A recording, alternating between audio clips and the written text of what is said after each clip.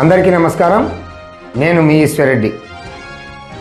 ఈరోజు America Iran యుద్ధం జరుగుతున్నటువంటి ఈ క్రమంలో భారతదేశంలోనే కాకుండా ప్రపంచ దేశాల్లో కూడా గ్యాస్ కొరత అనేటువంటిది అందరికీ తెలిసినటువంటి విషయమే.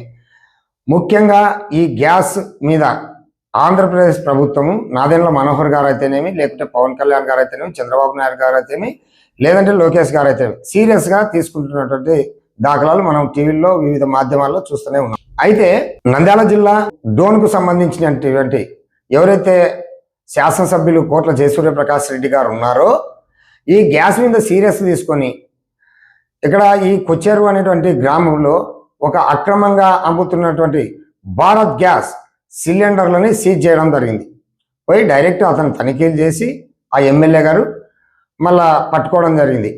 అయితే ఇంతవరకు కూడా ఏ అధికారి కూడా అంటే ఎమ్మెల్యే గారు యొక్క మాటకు కూడా ఇక్కడ విలువ లేదనేటువంటిదే చెప్పుకోవాల్సిన అవసరం. మళ్ళీ ఏదైతే భారత్ గ్యాస్ ఏజెన్సీ ఇక్కడ విజయ్ పేరు మీద ఉంటుంది, మళ్ళీ ఆ యొక్క ఏజెన్సీని సీజ్ చేయాలి కదా. ఎందుకు సీజ్ చేయకున్నారు అంటే ఎమ్మెల్యే గారి యొక్క మాటకు కూడా ఇక్కడ విలువ లేదనేటువంటిది తేటతెల్లమవుతుంది. ప్రధానంగా ఈ యొక్క గ్యాస్ ఈ ఏజెన్సీలు ఎలాంటి అక్రమాలకు పాల్పడుతున్నాయంటే కమర్షియల్గా ఉన్నటువంటి సిలిండర్లు ఎక్కువ రేటుకు ఉంటున్నాయి.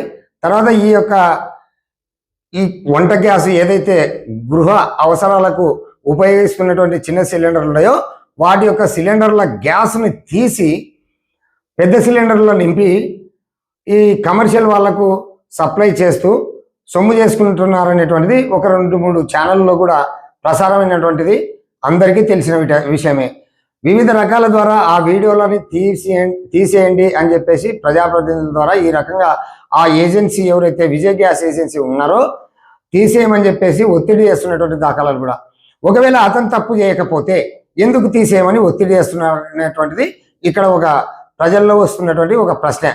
కాబట్టి ఇప్పుడే కాదు, గతంలో కూడా మేము విజయ్ గ్యాస్ అంటే భారత్ గ్యాస్ ఏజెన్సీ విజయ్ ఎవరైతే ఉన్నారో అనేక అక్రమాలకు పాల్పడుతున్నారని గతం సంవత్సరం కూడా మేము టెలికాస్ట్ చేయడం జరిగింది.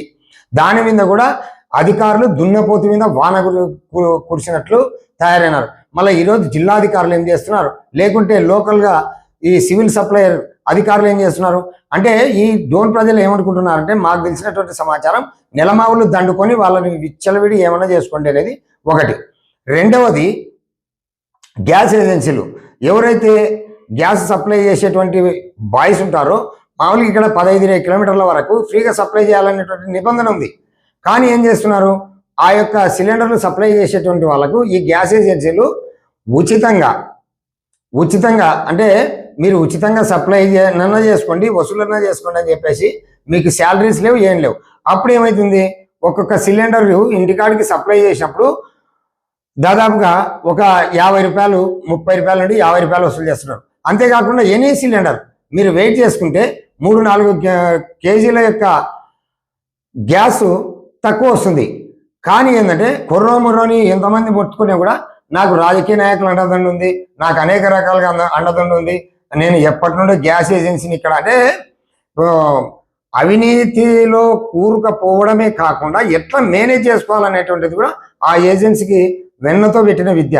కాబట్టి డోన్ ప్రజలు ఎప్పుడైతే సిలిండర్ ఇంటి దగ్గర దిగిందో మీరు తూకం వేసుకొని తీసుకోండి. తర్వాత ఇప్పటికైనా కూడా ఈ విజయ్ గ్యాస్ భారత్ ఏజెన్సీ ఎవరైతే ఉందో భారత్ గ్యాస్ ఏజెన్సీ ఖచ్చితంగా తక్షణమే చర్యలు తీసుకోవాలి. లేదంటే కింద మా ఛానల్ తరఫున మేము ఉన్నతాధికారులకు కూడా ఫిర్యాదు చేస్తామని చెప్పేసి తెలియజేస్తూ చూస్తూనే ఉండండి PM9 న్యూస్. మీ ఈశ్వరెడ్డి.